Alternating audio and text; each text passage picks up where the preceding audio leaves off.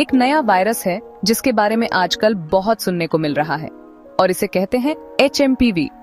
ये virus respiratory system को प्रभावित करता है और इसके कारण कई लोग बीमार हो रहे हैं। ये वायरस कोई नया नहीं है, लेकिन आजकल इसके बारे में ज्यादा सुनने को मिल रहा है। वैज्ञानिक इस पर कई सालों से शोध कर रहे हैं और अब इसके बारे में अधिक जानकारी उपलब्ध है। ये लोगों को बीमार बना सकता है, खास तौर पर छोटे बच्चों और बुजुर्गों को। इन समूहों में इसकी वजह से गंभीर बीमारियां हो सकती हैं, इसलिए इन्हें विशेष ध्यान देने की जरूरत है। HMPV की वजह से कॉमन कोल्ड जैसे सिम्टम्स हो सकते हैं, लेकिन इसकी वजह से ब्रोंकाइटिस और पिन्यूमोनिया जैसी गंभीर परेशानियां भी हो सकती हैं।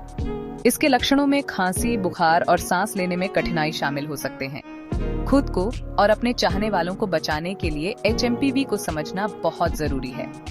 मास्क पहनना, हाथ धोना और सामाजिक दूरी बनाए रखना इसके फैलाव को रोकने के महत्वपूर्ण उपाय हैं।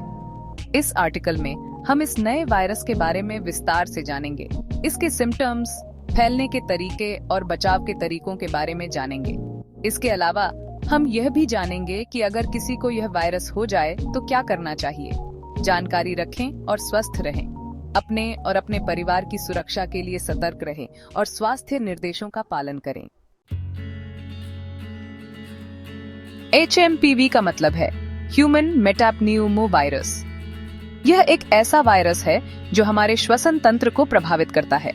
ये थोड़ा अजीब सा लगता है, लेकिन इसका नाम ही इसके बारे में बहुत कुछ बताता है। इसका मतलब समझने से हमें ये समझने में मदद मिल सकती है कि ये वायरस कैसे काम करता है। ह्यूमन का मतलब है कि यह वायरस इंसानों को इन्फेक्ट करता है। मेटाप्न्यूमोवीरस वायरस के एक ऐसे परिवार को कहते हैं जो हमारे श्वसन तंत्र को प्रभावित कर सकता है, जिसमें हमारे फेफड़े और श्वास नली शामिल हैं। यह वायरस विशेष रूप से बच्चों और बुजुर्गों के लिए खतरनाक हो सकता है।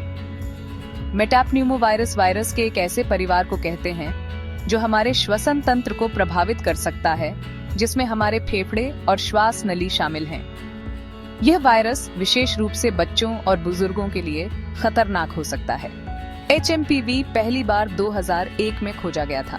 यह खोज वैज्ञानिकों के लिए एक महत्वपूर्ण मील का पत्थर थी।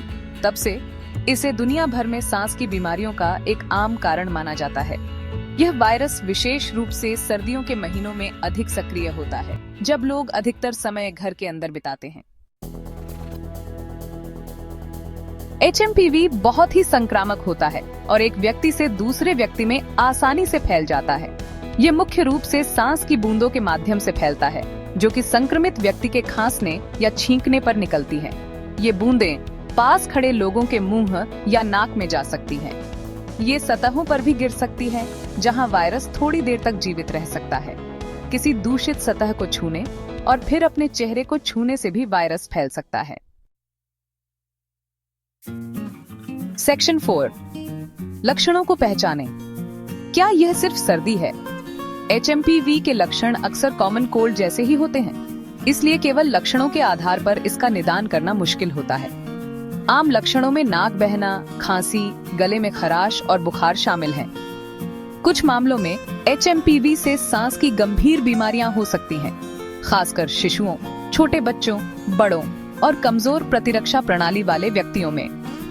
इन जटिलताओं में ब्रोंकियोलाइटिस, फेफड़ों में छोटी वायुमार्ग की सूजन और निमोनिया शामिल हो सकते हैं।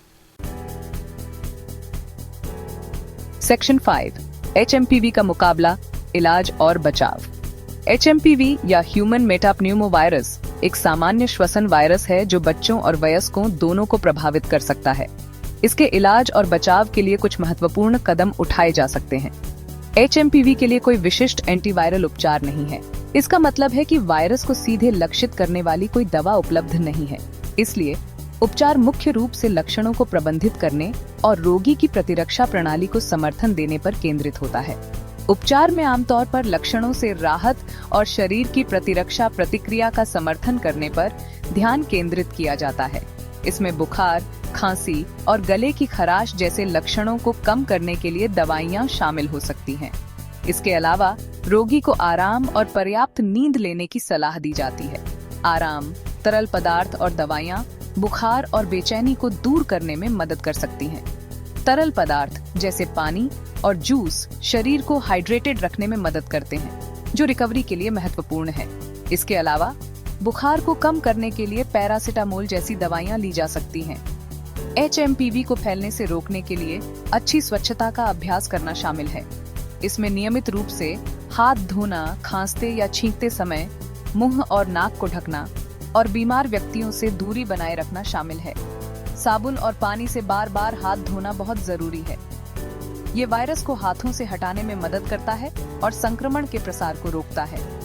हाथ धोने का सही तरीका अपनाना भी महत्वपूर्ण है, जिसमें कम से कम 20 सेकंड तक हाथों को रगड़ना शामिल है। खांसते या छींकते समय अपना मुंह और नाक ढकने से बूंदों को फैलने से रोका जा सकता है। यह एक सरल लेकिन प्रभावी तरीका है जिससे वायरस के प्रसार को कम किया जा सकता है।